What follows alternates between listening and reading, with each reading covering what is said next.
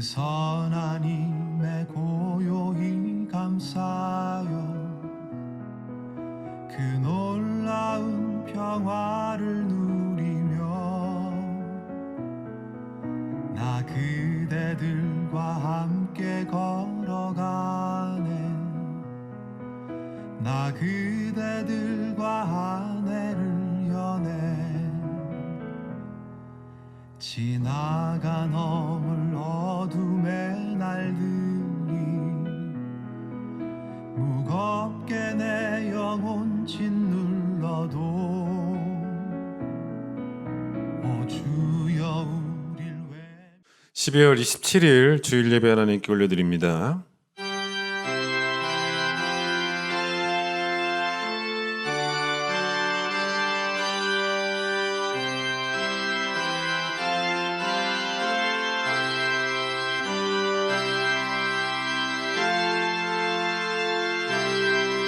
오직 여호와는 그 성전에 계시니 온 땅은 그 앞에서 잠잠할지니라. 기쁨으로 여호와를 섬기며 노래하면서 그 앞에 나아갈지어다. 하나님은 영이시니 예배하는 자가 영과 진리로 예배할지니라. 아멘.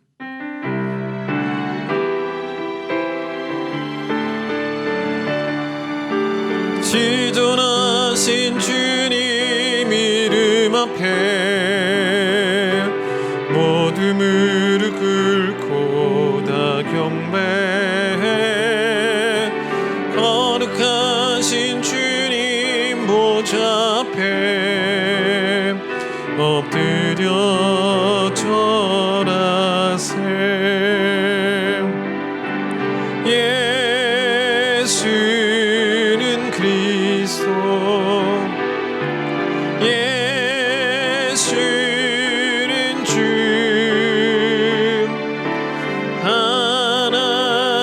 하나님의 영으로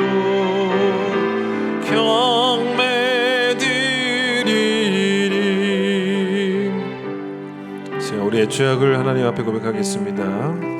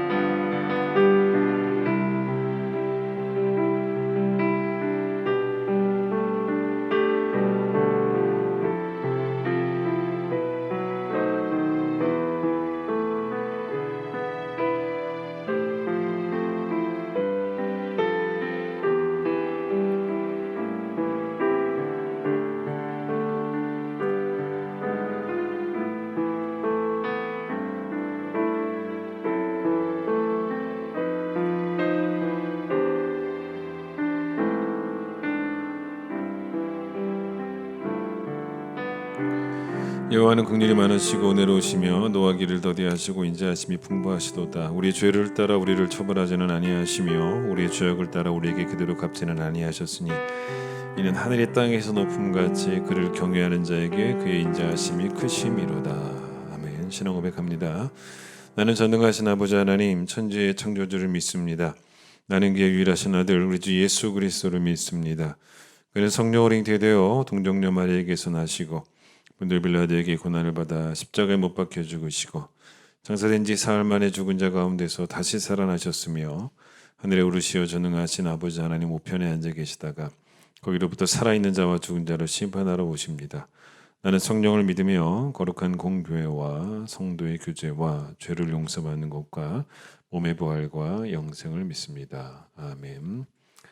301장 찬양합니다.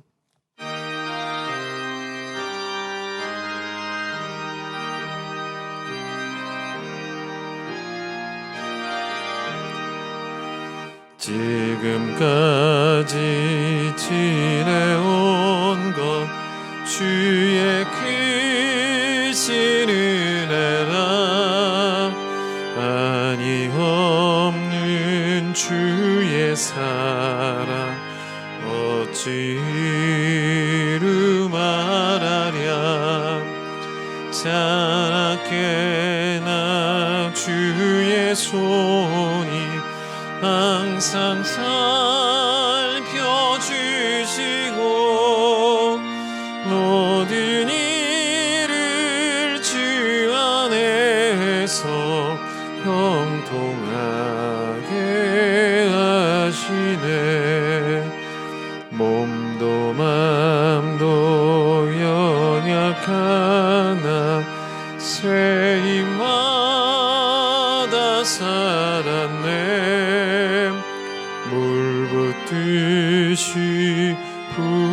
부시는 주의 은혜 족하다. 사랑 없는 거리에 나 험한 산길에 맬 때 주의 손을 굳게 잡고 찬송하며 가리라. 주님 다시 배울 날이 날로 날로 다가와 무거운 짐 주께 맡겨 벗을 날도 멀잖네.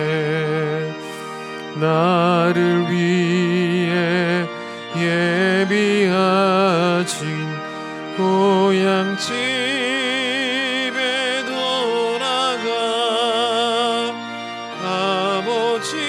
아버지의 품 안에서 영원토록 살리라. 빌립보서 3장 13절 14절 신약 322페이지 빌립보서 3장 13절 14절 말씀을 제가 읽겠습니다.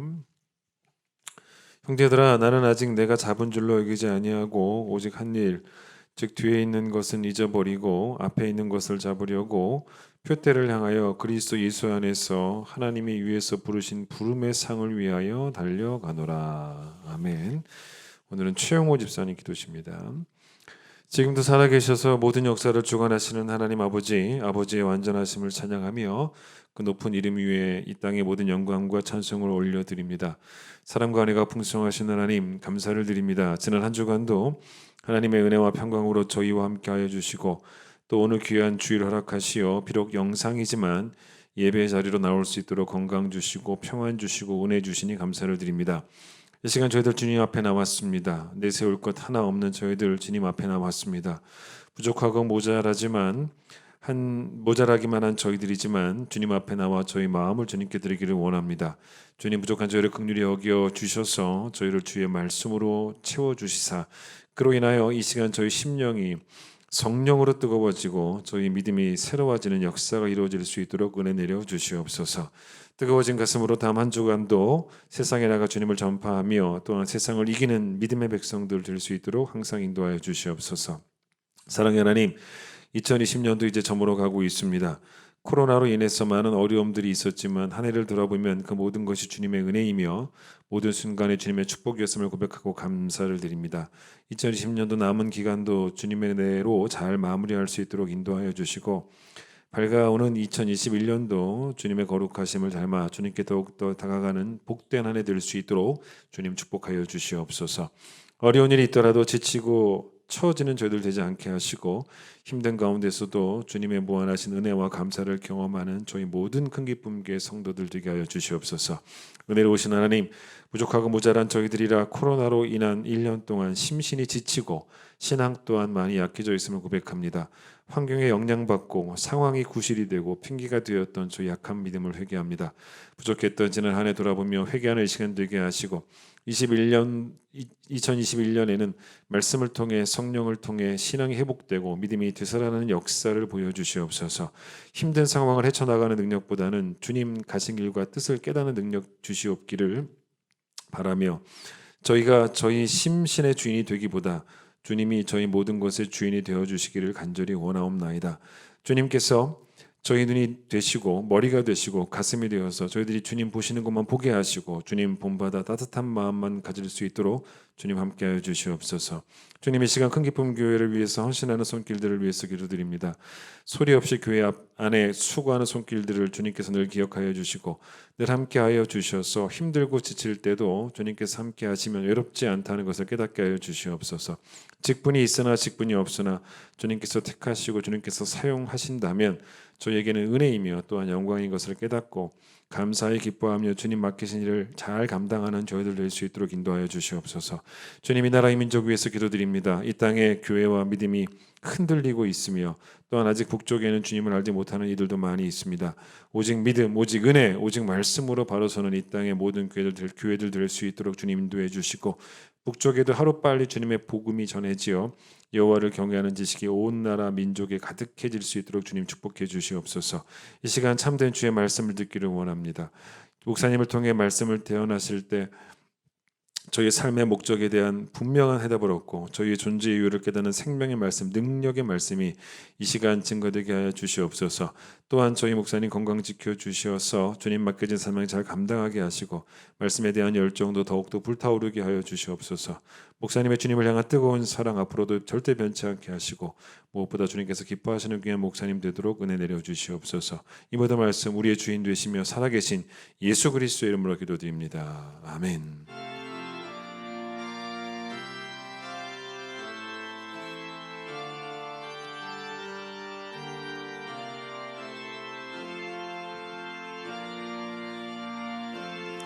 (50장) 찬양하며 봉헌합니다.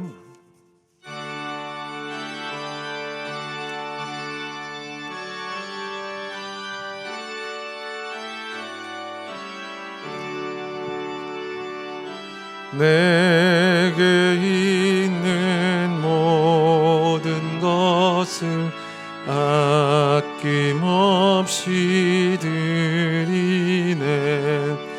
사랑하고 의지하며 주만 따라 살리라. 주께 드리네.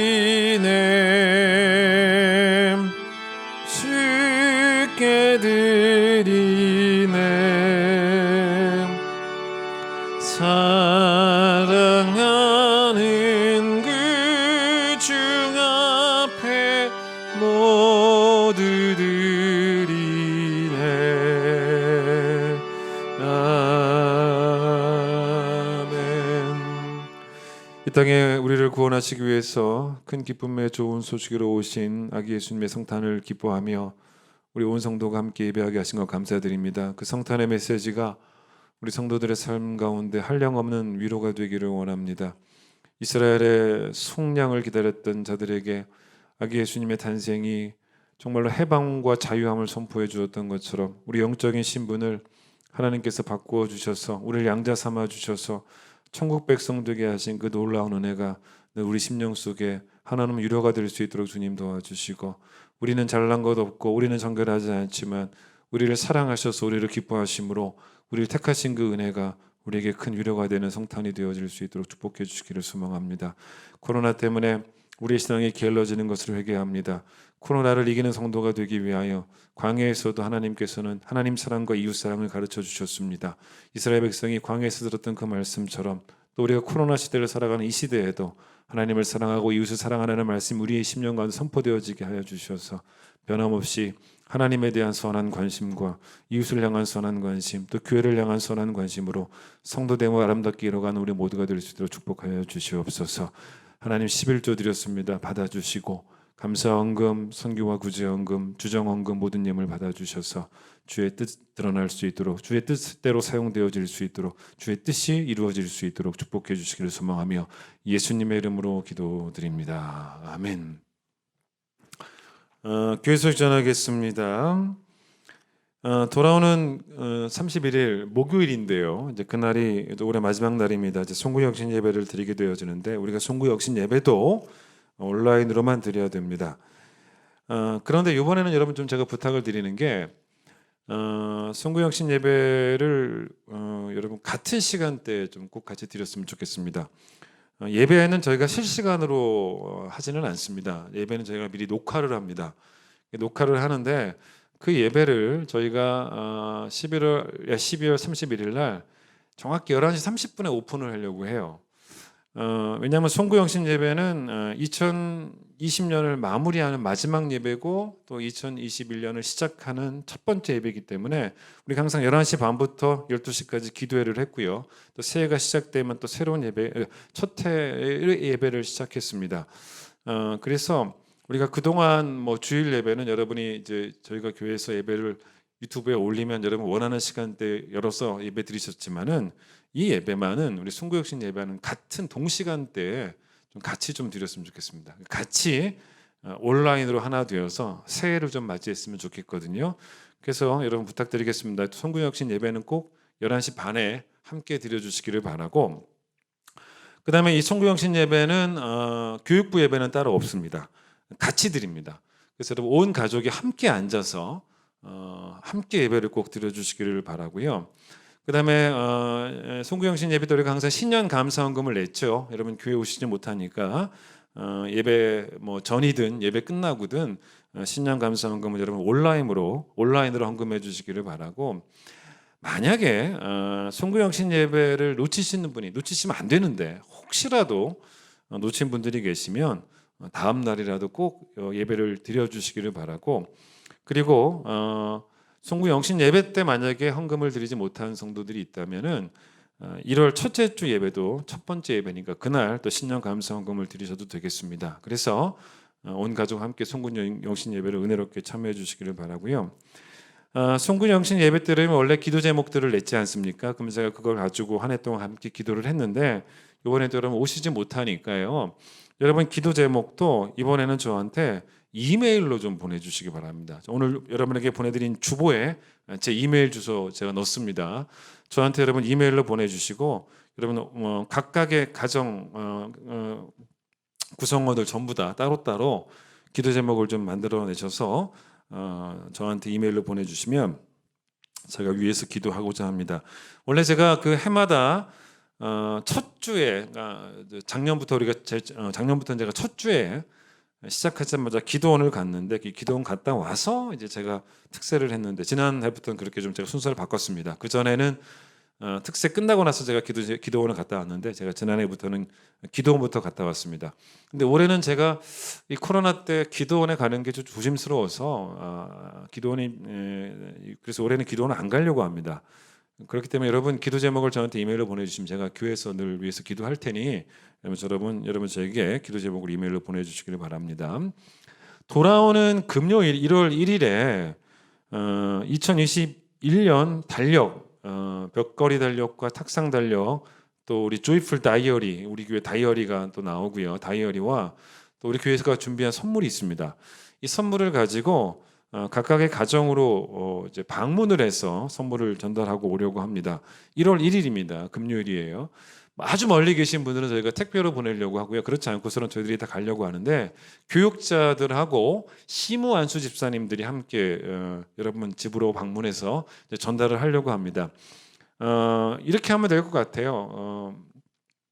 집에 도착하셔가지고 우리 그 교육자들과 또 신무 안수 집사님들이 여러분 초인종 누르면 열어주십시오.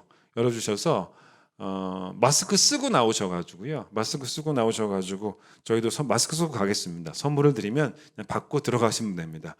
그때 들어오셔서 커피 한잔 하세요. 5인 걸립니다. 안 됩니다. 그러니까 커피 드시러 들어오세요 하시지 마시고 저희가 문 앞에서 만나서 전달해 드리고요. 그다음에 잠시 그냥 전달만 해드리고 저희는 가겠습니다. 그리고 만약에 그날 댁에 안 계시면 집 앞에다 두고 가도록 하겠습니다. 근데 아마 1월 1일 대부분 쉬는 날이고 댁에 계실 것 같으니까 그렇게 우리가 전달하도록 하겠습니다. 그래서 여러분 준비하시고 기다리셔서 1월 1일 날 방문하도록 하겠습니다. 지난 2년 동안 저희 교회에서 청년부와 교육부를 담당하셨던 심성원 목사님이 오늘까지 사역하시고 저희 교회를 사임하십니다. 우리 목사님 가시는 앞길을 위해서 또 여러분 기도해 주시기 바랍니다. 찬양하겠습니다.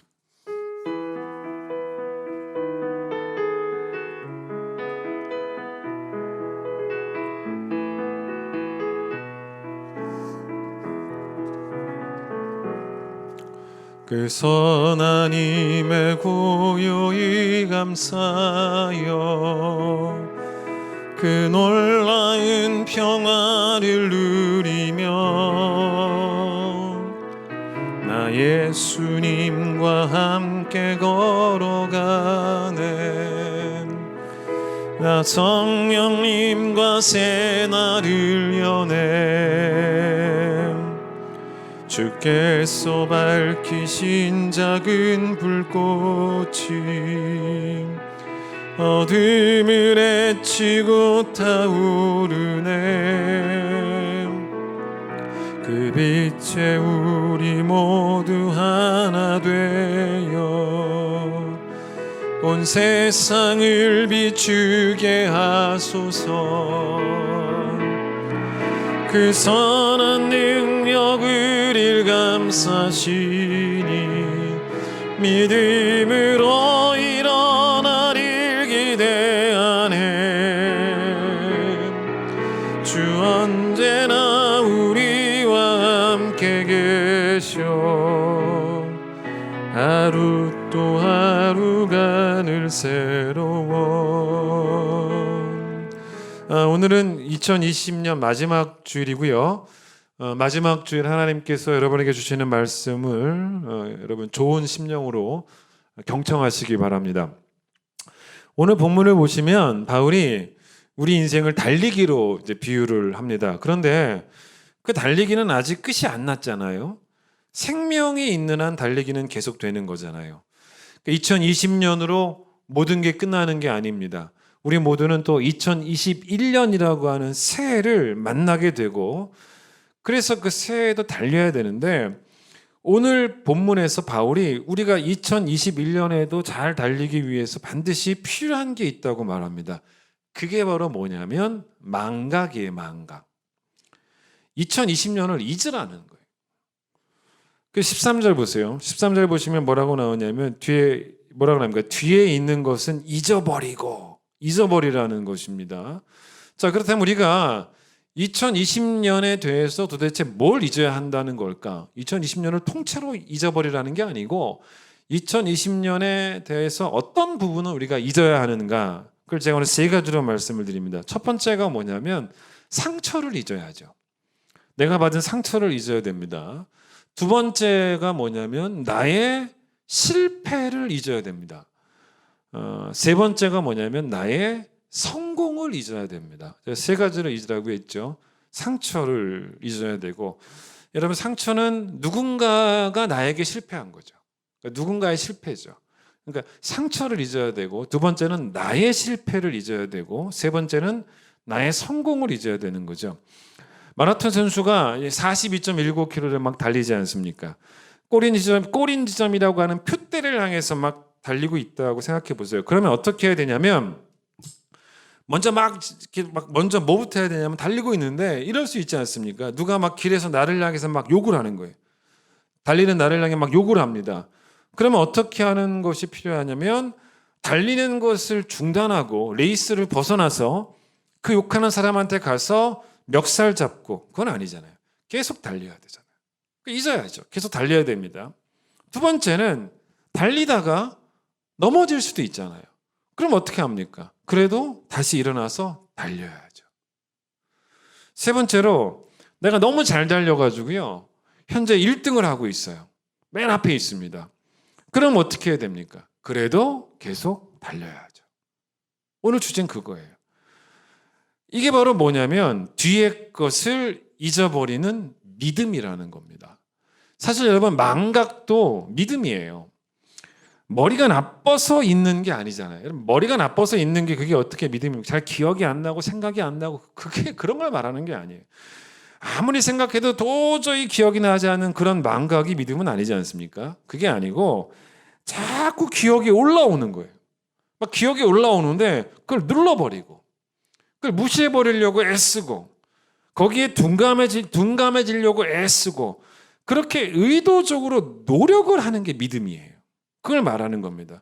그래야지만 그 망각하는 믿음이 있어야지만 결국은 경주를 완주를 할 수 있는 거죠. 자, 첫 번째, 2020년에 상처를 잊으셔야 됩니다. 2020년 한 해 여러분 사람들에게 많은 상처를 받으셨을 거예요. 세상에 내게 참 좋은 사람만 있는 것은 아니더라는 거죠. 내게 악한 사람들도 많이 있더라는 것입니다. 날 귀하게 여기지 않고 날 함부로 대했던 그런 사람들도 세상에 있고 2020년에 만나왔죠. 근데 일종의 그게 뭐냐면 배척이잖아요. 나를 배척하는 사람입니다. 그런데 여러분, 누구한테 받은 상처가 더 쓰게 느껴지냐면 내가 기대했던 사람. 그냥 뭐 길을 지나가다가 우연히 만난 사람에게 받은 상처가 크겠습니까? 아니면 소위 말해서 믿었던 사람, 내가 기대했던 사람에게 받은 상처가 더 크겠냐는 겁니다. 우리 교회 성도들 가운데 2020년 한 해 동안 목사인 저한테 상처받은 분들도 계실 거란 말이에요. 반대로 저에게 상처 준 분들도 우리 성도들 가운데 있을 것입니다. 근데 우리가 왜 그런지 아십니까? 왜 그러냐면 우리는 하나님이 아니기 때문이에요. 사람에게 기대를 건 만큼 사실은 그만큼 딱 상처가 커져요. 그런데 사실 사람에게 기대를 걸지 않는 것, 글쎄요, 이것도 필요한 것 같아요. 이것도 필요할 수 있습니다. 자, 이런 거죠. 다윗이 시편 27편 10절에서 어떤 고백을 하냐면 내 부모는 나를 버렸으나 라고 말해요. 내 부모는 나를 버렸으나 여호와는 나를 영접하시리이다. 이 말은 뭐냐면 결국 부모에게조차도 기대를 하지 않겠다는 고백이죠. 자, 사람에게 기대를 걸지 말아라 라는 이 말이 어떻게 들으면 참 쓸쓸해요. 참 이렇게까지 우리가 해야 되나 싶기도 합니다만은, 근데 이제 왜 그러냐면 그 기대만큼 받지를 못하잖아요. 기대만큼 받습니까? 그러지 못해요. 이 세상에서 누가 봐도 진짜 이보다 더 좋을 수 없는 부모가 있다고 생각해 보세요. 그 부모를 만난 자식이라도요, 사실 평생 살면서 부모한테 섭섭한 마음 한 번 안 들겠습니까? 들겠죠. 그러니 자꾸 그런 기대가 기대로만 끝나는 게 아니고 상처로 되돌아오잖아요. 그게 문제가 되는 거예요, 사실은. 사실 성경이 우리에게 사실 뭐라고 말하냐면 서로 사랑하라고 말을 합니다. 그런데 예수께서 이걸 또 뭐라고 말씀하시냐면, 여러분 이번에 구역 예배 때 배우셨을 거예요. 누가복음 6장 33절에서 너희가 만일 선대하는 자만을 선대하면 칭찬받을 게 뭐냐? 죄인들도 이렇게 하느니라. 자, 이게 무슨 말이냐면 나에게 잘해주는 사람에게 나도 잘해주는 것을 뭐라고 보통 세상은 말하냐면 인지상정이라 그럽니다. 근데 예수님이 그거를 그렇게 이해하시는 게 아니에요. 예수님은 그걸 뭐라고 말씀하시냐면 죄인들도 그렇게 한다는 거예요. 그러니까 그게 인지상정이 아니라 이겨내야 되는 죄성이라는 거예요. 죄성이라고 말씀하신 것입니다. 자, 서로 사랑하라. 이 말씀을 한번 분석을 해봅시다. 서로 사랑하라는 말씀에는 엄밀히 말하면 사랑을 받으면 너도 사랑하라. 너를 선대하는 자를 너도 선대하라 라고 하는 메시지는 없어요. 서로 사랑하라라는 메시지는 그 메시지가 안 들어있어요. 동시에 사람에게 받을 사랑을 기대하라. 사람을 기대하라. 사람에게 받을 사랑을 기대하라. 이 메시지도 없어요. 뭡니까? 서로 사랑하라라는 메시지에는 사랑을 주라라는 명령 꼭 딱 그거 하나만 들어있습니다. 우리가 서로 사랑하게 되는 것은 나도 받을 사랑을 기대하고 또 너도 받을 사랑을 기대할 때 이루어지는, 서로 받을 사랑을 기대할 때 이루어지는 사랑이 아니라는 것이죠. 내게 받을 사랑에 대한 기대가 있는 것이 아니고 내게는 뭐만 있으면 되냐면 사랑을 주는 믿음만 있으면 된다는 거예요. 그래서 그렇게 우리 모두가 사랑을 주는 믿음을 실천을 하게 되면은 그때 이루어지는 삶이 서로 사랑하는 삶이라는 겁니다. 근데 우리는 이제 2021년에 또 사랑하기 위해서 정말로 사랑에 부족한 나 자신과 치열하게 또 싸워가야 될 거예요. 그런데 우리가 그게 아니고 사람에게 받을 사랑을 기대할 때 그때 좀 문제가 생긴다는 거죠. 왜냐하면 늘 그 사랑은요, 그래서 여러분 기대하게 되면요, 늘 그 사랑은 철저하게 내 기대에 못 미칩니다. 그래서 우리가 집중해야 되는 것은 그게 아니고 날 향한 하나님의 사랑이라는 거예요. 그 사랑은 여러분 오히려 어떻게 만드냐면 우리의 기대에 못 미치는 사랑이 아니라 우리의 기대를 부끄럽게 만드는 사랑이에요. 왜냐? 늘 기대를 뛰어넘으니까.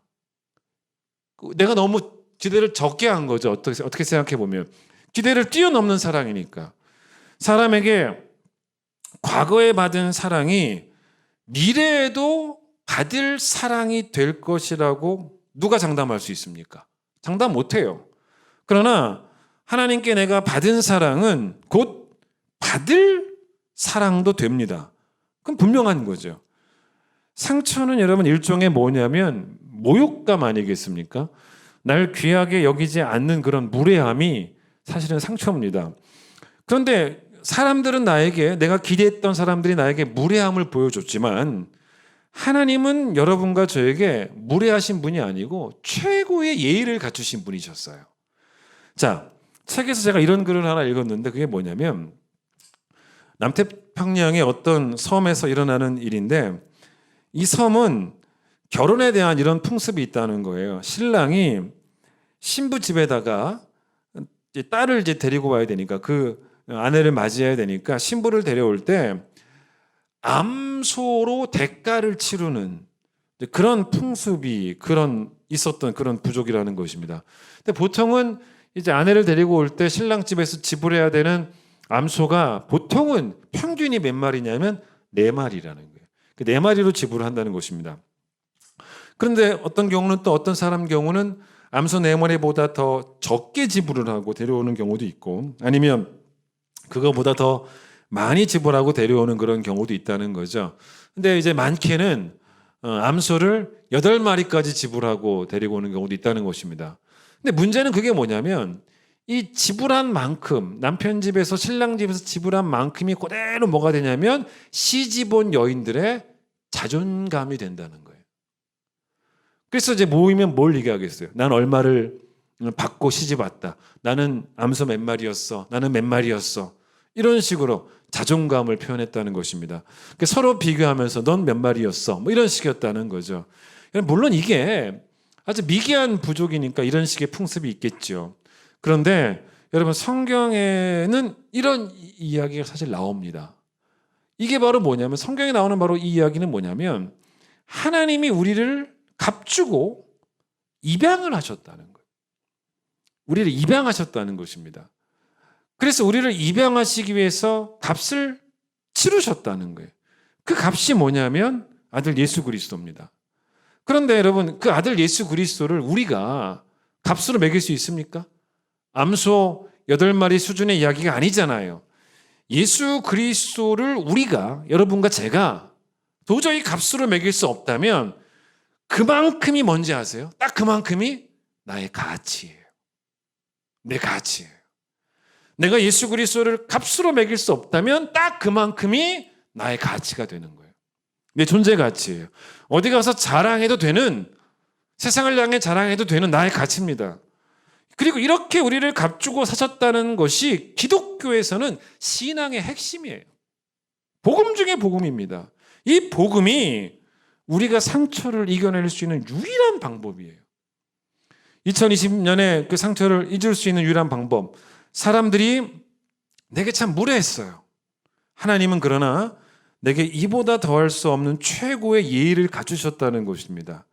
사람에게 받은 상처가 10이라면 하나님께 받은 사랑이 10이어서 그래서 가까스로 만회가 되는 그런 이야기가 아니에요. 그게 아니라 사람에게 받은 상처가 10이라면 하나님께 받은 사랑은 측량할 수가 없습니다. 가까스로 만회되는 게 아니에요. 가까스로의 이야기가 아닙니다. 가까스로 치유받는 이야기가 아니에요. 지난번에 제가 한번 말씀을 드렸듯이 이게 어떤 거냐면 자, 바다에다가 누가 돌을 던져요. 그런데 바다에 누가 돌을 던지든 아니면 그 바다에 누가 산을 통째로 들어서 던져버리든 간에 바다가 꿈쩍이냐 하겠냐는 겁니다. 누가 여러분 내 심령에 지난 한 해 동안 뭘 했어요? 돌을 던졌어요. 아주 기분 나쁘게. 근데 여러분 그것 때문에 너무 괴로워한다면 글쎄요. 누가 내 심령에 돌 정도가 아니라는 거, 내가 돌이면 견딜만 하다는 겁니다. 근데 돌이 아니라 산을 던졌다는 거예요. 내가 너무너무 그것 때문에 괴롭다는 것입니다. 그 상처 때문에 못 잊겠다는 거예요. 그러면 그게 왜 그러냐면 내가 사람한테 너무 기대를 많이 해서인 거예요. 그런데 물론 그럴 수도 있고 그것도 맞죠. 너무 기대를 많이 해서일 수도 있고 또 하나 뭐냐면 내 심령에 하나님께 받은 바다 같은 사랑을 제대로 품지 않았기 때문일 수 있다는 겁니다. 그러니까 여러분 우리가 둔감해져야 되는 거예요, 사실은. 하나님에게서 받은 그 사랑이 내 심령에 바다처럼 품겨져 있어야죠. 여러분 기독교 신앙은 다른 게 아닙니다. 하나님께 받은 사랑에 대한 흔들림이 없는 확신이 기독교 신앙이에요. 내 정체성에 대한 진리는요. 내가 상처를 사람들에게 얼마나 받든지 간에 내 정체성에 대한 진리는 성경에 나와 있어요. 성경에 나오는 진리대로 믿으시면 됩니다. 자, 이런 거예요. 마태복음 3장에 보시면 예수님께서 세례 요한에게 세례를 받고 이렇게 올라오실 때 하늘에서 하나님의 음성이 들립니다. 그때 뭐라고 말씀하셨냐면 하나님께서 이는 예수님을 향해 말씀하신 거죠. 하나님께서 이는 내 사랑하는 아들이고 내 기뻐하는 자다라고 그렇게 말씀하십니다. 그런데 여러분 그 말씀 바로 뒤에 뭐가 나오냐면요. 바로 뒤에 마태복음 4장에 연결되어서 뭐가 나오냐면 예수님이 광야에서 마귀에게 시험을 받으세요. 근데 그때 여러분 마귀가 예수님에게 요구한 게 있어요. 계속 반복하는 말이 뭐냐면 예수님에게 뭐라고 말하냐면 당신이 하나님의 아들이라면 그걸 한번 입증해 봐라. 이런 식이었어요. 자, 첫 번째, 두 번째, 세 번째 유혹 가운데 세 번째 때는 그 말을 하지 않았는데 첫 번째와 두 번째는 똑같이 그 말을 합니다. 첫 번째 유혹이 뭡니까? 너가 만일 하나님의 아들이어든 돌을 떡덩어리로 만들어 봐라. 두 번째가 뭐냐면 너가 만일 하나님의 아들이어든 뛰어내려 봐라. 이렇게 요구를 합니다. 그런데 여러분 그 요구에 굳이 예수님께서 반응하지 않아요. 하나님의 아들임을 입증하시지 않습니다. 왜 그랬을까요? 예수님은 정체성에 대한 흔들림이 없는 확신이 있으셨던 분이시죠. 뭘 그걸 굳이 뭐하러 증명해냅니까? 왜냐하면 세례받고 올라오실 때 그분의 정체성을 확인하는 하나님의 아버지의 음성을 들었지 않습니까? 뭐라고? 이는 내 사랑하는 아들이요. 내 기뻐하는 자라.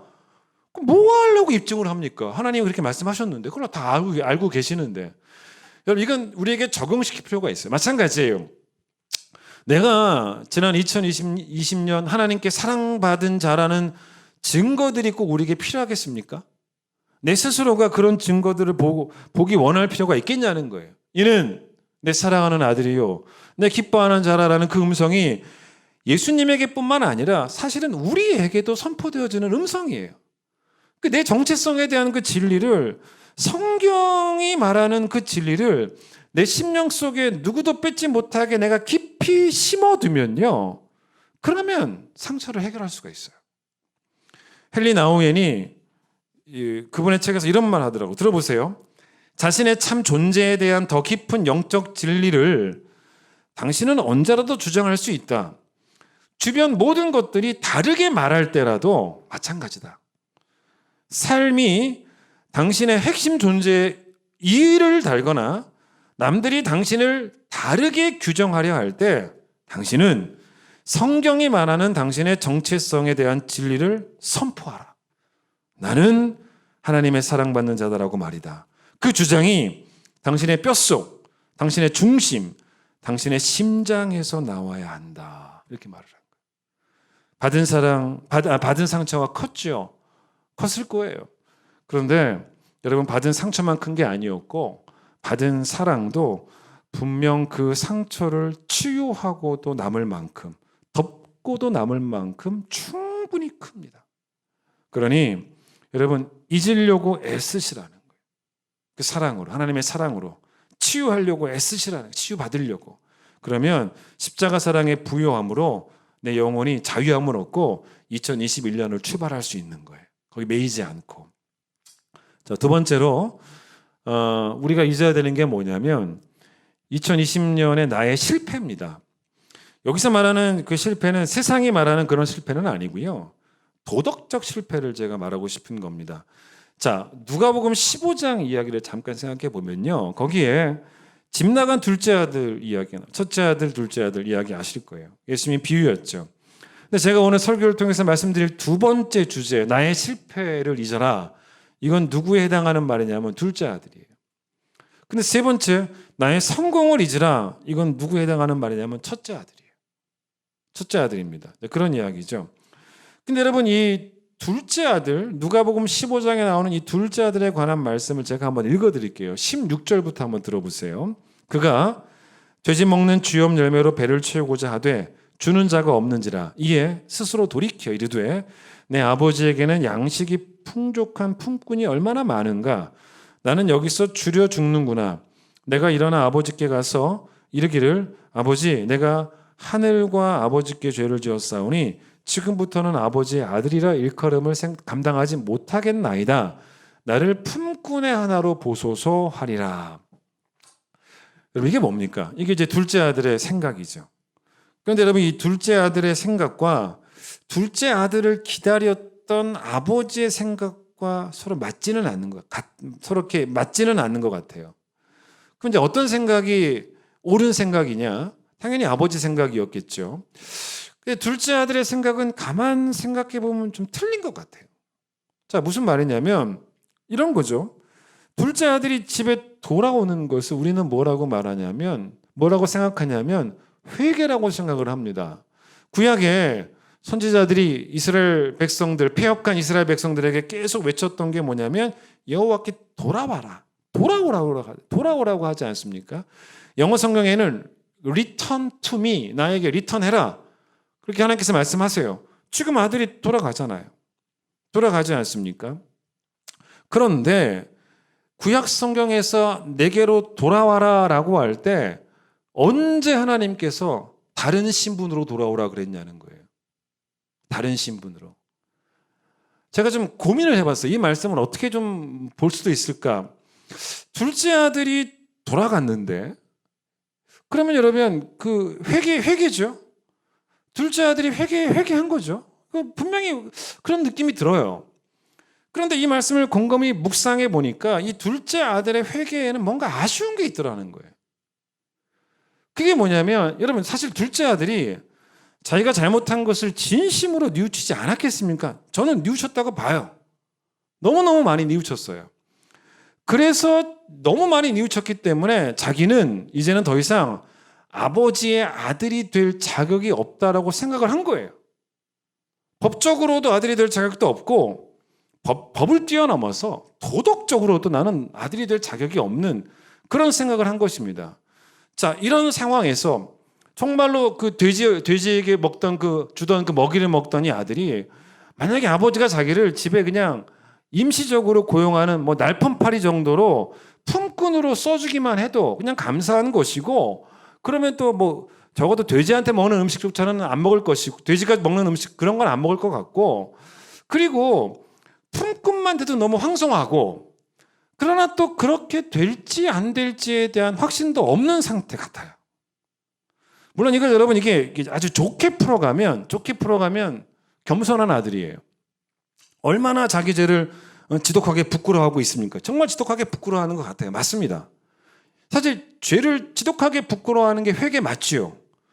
그런데 제가 보기에는 아쉬운 게 뭐냐면 회개에 반드시 포함되어 있는 게 뭔지 아세요? 회개에 반드시 포함되는 게 바로 뭐냐면 죄사함에 대한 확신이에요.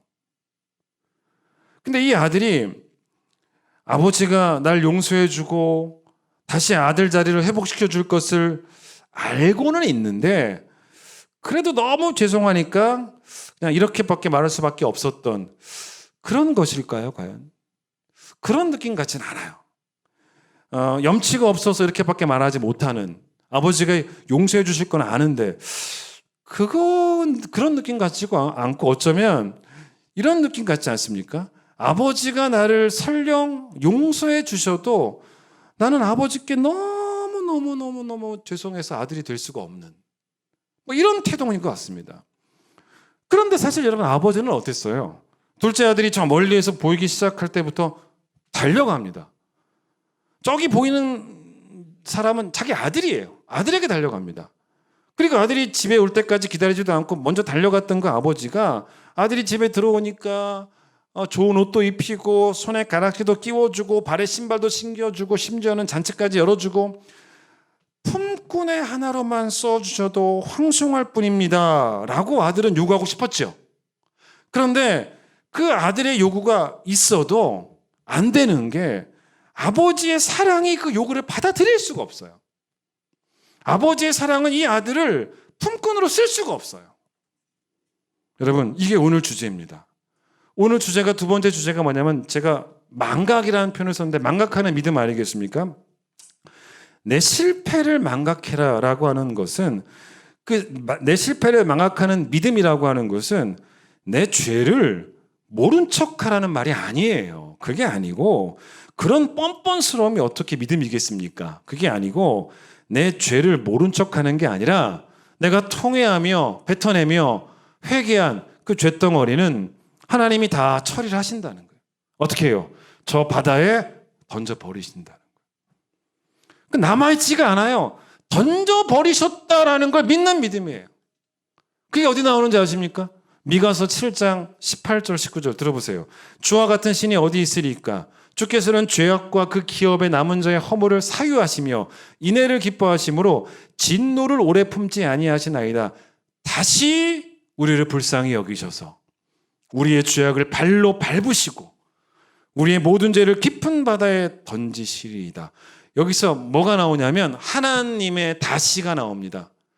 하나님의 다시는 횟수의 제한이 없어요. 다시 우리를 불쌍히 여기시는 하나님의 선하심은 그 선하심의 총량이 무한해요. 하나님이 밟으신 죄를 내가 왜 계속 붙잡고 있습니까? 하나님이 저 바다에 던져버리신 그 죄를 내가 왜 계속 붙잡고 있겠냐는 거예요. 이걸 이사야 44장 22절에서는 어떻게 하나님 표현하시냐면 내가 너의 허물을 빽빽한 구름같이 너의 죄를 안개같이 없이 하였으니 무슨 말이냐면 구름이 많이 껴있고 안개가 많이 껴있어도 한바탕 몰아치는 바람에 다 사라지지 않습니까? 그렇게 우리 죄를 치워버리시겠다는 거예요. 성경에 회개하는 자들의 기도를 보면요 어떻게 기도를 많이 하냐면 하나님 내 죄를 기억하지 말아 주십시오. 기억치 마소서. 내 죄를 잊어주시옵소서 라고 기도합니다. 그런데 기도는 그렇게 하는데 문제가 뭐냐면 하나님은 내가 회개한 그 죄를 기억치 않으시는데 나는 계속 기억하고 있다면 도대체 그럼 그런 사람에게 하나님은 어떤 분으로 이해가 되고 있냐는 거예요. 잘못 이해하고 있는 거죠. 하나님을 오해해도 너무 심하게 오해하는 것 아니겠습니까? 그렇기 때문에 내 죄를 모른 척하는 뻔뻔한 믿음이 뻔뻔함을 말하는 게 아니고 하나님이 기억지 않는 죄를 나도 다시는 기억하지 않는 그 망각이 믿음이라는 거예요. 하나님은 회개하는 자를 다시 불쌍히 여기시는 일에 전문가입니다. 그게 하나님의 멋지심이에요. 이사야 43장 25절 한번 들어보세요. 이런 말씀도 있더라고요. 이런 말씀 처음 들어보는 분들도 많이 계실 거예요. 처음 들어보는 분들 한번 들어보세요. 이사야 43장 25절이에요. 나 곧 나는 나를 위하여 너의 허물을 도말하는 자니 너의 죄를 기억하지 아니하리이다. 이렇게 말해요. 여러분 여기 어떤 표현이 나오냐면 나를 하나님 자신을 위해서 우리 죄를 용서해 주시겠다는 것입니다. 근데 여러분 이 말씀이 이제 이사야 43장 25절에 나오는데 그 바로 앞에 24절에 어떤 말씀 나오는지 아세요? 24절 끝에 뭐라고 하나님께서 말씀하시냐면 너희들의 죄짐이 나를 수고롭게 하고 너희의 죄악이 나를 괴롭게 하고 있다 라고 말씀하세요. 그러니까 무슨 말이냐면 잘 보세요. 하나님이 우리의 죄 때문에 너무너무 괴로워하신다는 거예요. 우리의 죄도 괴로워하시고 또 회개하지 않는 그 강팍함도 괴로워하시고 자 그런데 그 다음에 뭐라고 말씀하셨냐면 그런데 나는 나를 위하여 너의 허물을 도말하겠다. 여러분 이게 어떻게 생각하면요 하나님이 우리 죄를 용서해 주시는 것은 우리를 위해서 아닙니까? 맞습니다. 당연히 우리를 위해서예요. 그런데 성경은 그 이면에 또 다른 진리가 있다는 거예요. 하나님은 하나님 자신을 위해서 우리 죄를 용서하신다는 것입니다. 이게요 이 이사야 43장에서 유명한 말씀 하나 있거든요. 21절이 뭐냐면 이 백성은 내가 나를 위하여 지었나니 나를 찬송하게 하려 하심이라 이런 말을 합니다. 그러니까 21절은 뭐냐면 하나님이 우리를 창조하신 것도 하나님을 위해 창조하셨다는 거예요. 이게 21절이에요.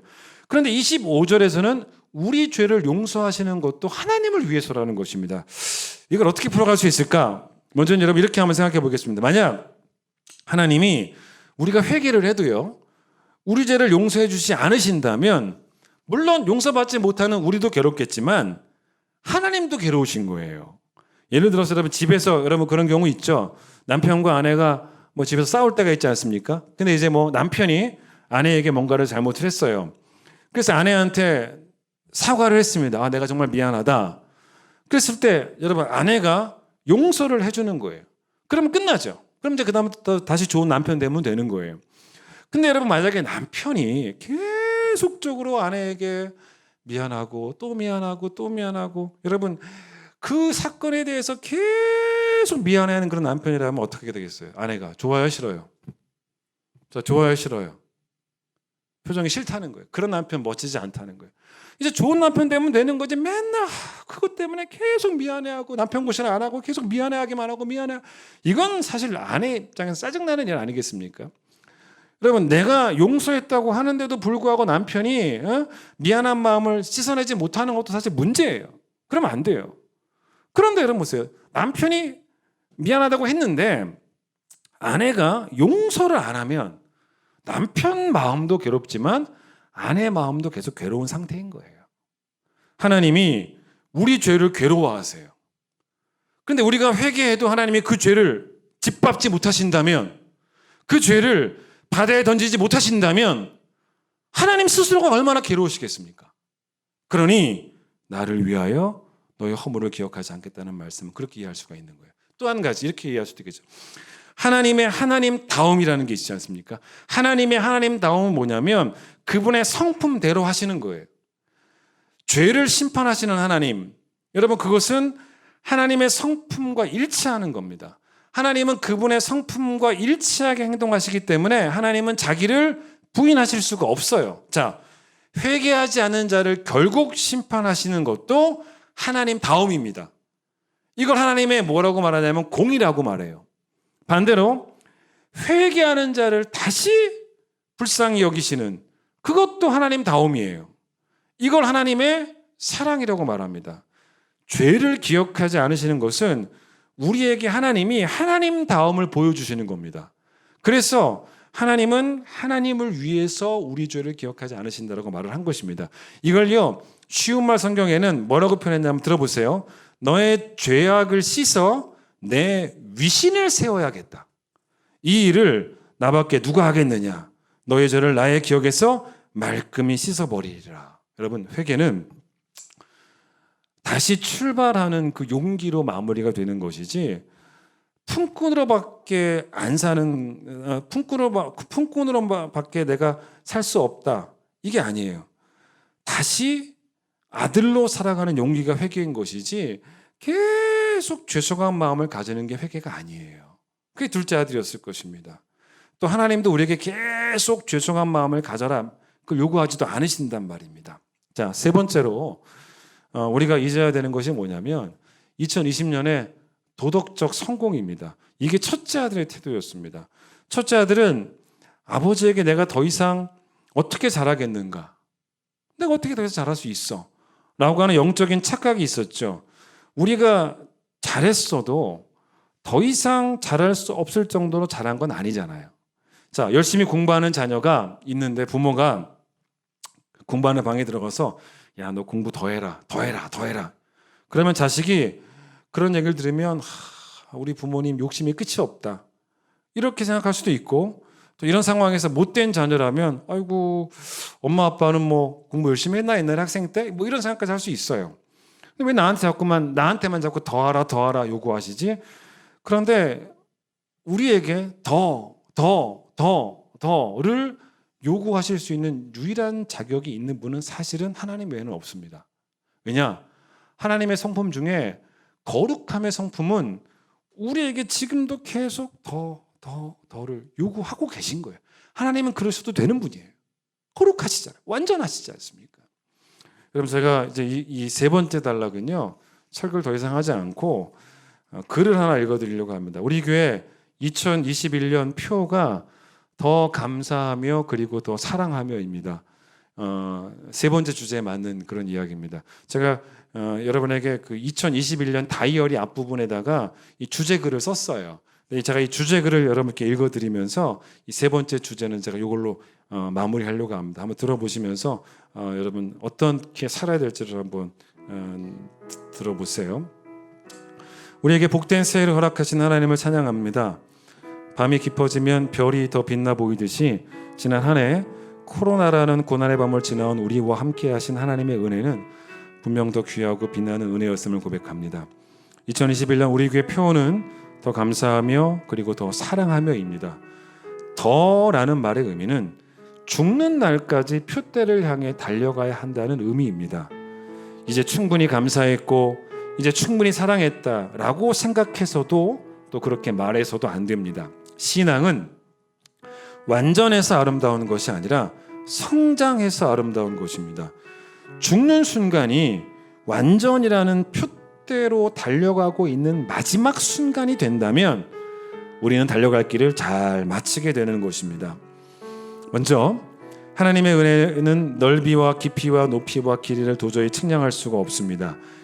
이제는 내가 하나님의 은혜를 완전히 깨달았다라고 말한다면 그것은 오히려 하나님의 은혜를 너무 작게 생각하는 어리석음일 수밖에 없습니다. 깨달은 만큼 감사할 수 있습니다. 하나님의 은혜는 평생을 깨달아도 여전히 다 알 수 없는 신비입니다. 따라서 오늘보다 내일 더 많이 깨닫고 그래서 오늘보다 내일 더 많이 하나님께 감사하게 되는 그런 신앙의 여정이 우리의 2021년이 되어야 될 것입니다. 또한 형제 자매를 향한 사랑도 더 넉넉해지기를 소망합니다. 복음의 정신은 사랑하고픈 사람을 사랑하는 것이 아닙니다. 내 마음대로 사랑도 못하나요? 라고 항변하고 싶은 그 죄성도 다 내려놓아야 합니다. 사랑은 내 마음대로 하는 것이 아니라 예수 그리스도처럼 해야 합니다. 로마서 15장 7절 말씀입니다. 그러므로 그리스도께서 우리를 받아 하나님께 영광을 돌리심과 같이 너희도 서로 받으라. 이 말씀에서도 사랑은 그리스도처럼 해야 한다라고 분명히 말하고 있습니다. 하나님께 큰 영광을 돌리는 방법은 남들이 하지 않는 크고 위대한 일을 이루는 것만은 아닙니다. 모세처럼 이스라엘 백성을 구원하지 않아도, 솔로몬처럼 큰 성전을 짓지 않아도, 다니엘처럼 사자굴에서 살아남지 않아도, 바울처럼 순교하지 않아도 사마리아 여인에게 말을 거시고 그 영혼을 보듬어 안으시며 그 여인의 연약함마저 품으셨던 그 사랑을 배우는 것으로도 하나님께 영광을 돌릴 수가 있습니다. 내 삶의 자리에서 만나는 형제 자매들을 어제보다 더 오늘 더 많이 받아들일 수 있다면, 그렇게 내 몸처럼 여기는 형제 자매가 매일매일 더 늘어난다면, 그렇게 우리의 사랑이 매일 더 자란다면 분명 하나님은 영광 받으시고 기뻐하십니다. 1년 365일 매일 일하는 공간과 시간을 더 풍성해진 감사와 사랑으로 채워가는 큰 기쁨의 모든 성도님 되시기를 바랍니다. 이게 우리 2021년이에요. 여러분 오늘 말씀 기억하시면서 저 사람의 실패, 내 상처 있고, 두 번째 나의 실패도 있고, 세 번째 나의 성공도 있고, 그래서 2021년도 잘 달려가시는 우리 모두 되기를 간절히 축복하겠습니다.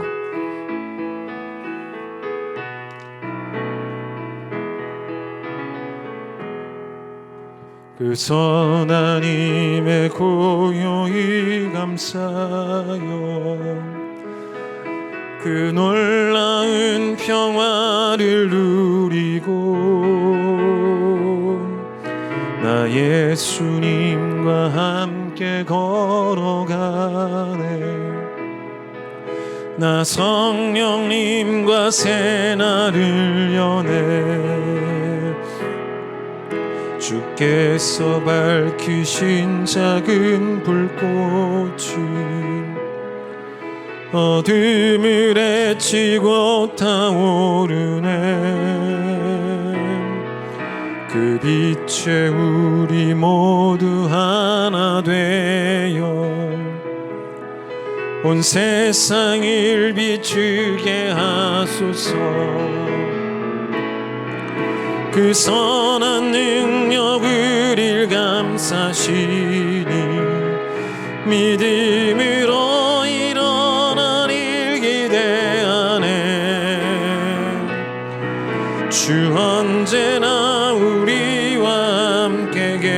계셔. 하나님 2021년이 모든 걸 잊고 새롭게 출발하는 한 해가 되기 원합니다. 주께서 밝히신 작은 촛불이, 주께서 밝히신 작은 불꽃이 어둠을 헤치고 타오르네.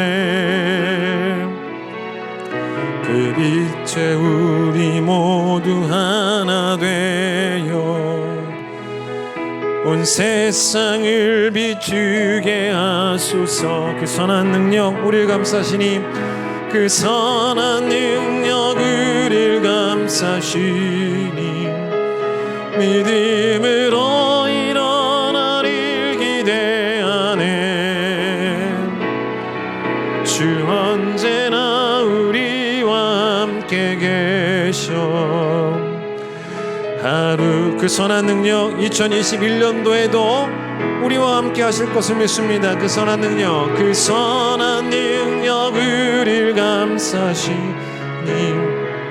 믿음으로 일어나를 기대하네. 주 언제나 우리와 함께 계셔. 하루 또 하루가 늘 새로워.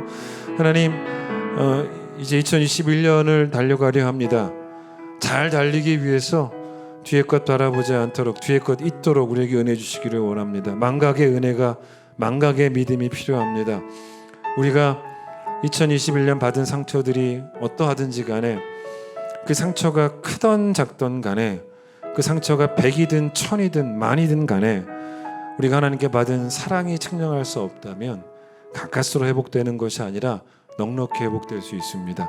하나님께서 우리에게 베풀어 주신 그 사랑에, 나의 정체성에 대한 성경이 말하는 그 진리에 집중할 수 있도록 주님 도와주셔서, 내 정체성을 누가 규정하는 게 아니고 하나님의 말씀대로 내 정체성을 받아들여서, 하나님 2021년에는 상처를 받을 수도 있겠지만은 넉넉히 이겨내는 달리기가 될 수 있도록 축복해 주시기를 간절히 소망합니다.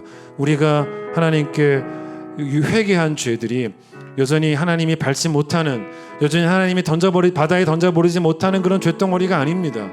하나님이 해결하신 그 죄를, 하나님이 기억지 않은 죄를 우리가 기억한다면 하나님, 그것은 하나님에 대한 오해입니다. 하나님 원하시는 것은 우리가 하나님께 돌아올 때 신분을 바꾸는 게 아닙니다. 신분을 바꾸는 게 아니라 다시 아들로 제대로 살아보라고 기회를 주시는 것입니다. 하나님, 나의 모든 실패들을 잊게 하시고 하나님께서 용서해 주셨으니 새롭게 출발할 수 있도록 주님 도와주시고, 내가 2020년에 도덕적으로 성공했어도 온전함에 이른 것은 아니기 때문에 2021년도 더 온전하기 위하여 더 열심히 달려가는, 최선을 다하는 우리 모두 되게 하여 주시옵소서. 이제 예수님의 놀라우신 은혜와 하나님의 사랑과 성령의 역사하심이 2021년 마지막 주일 예배 경건함으로 드린 온 성도들 위해 함께 하시길 간절히 축원하옵나이다. 아멘.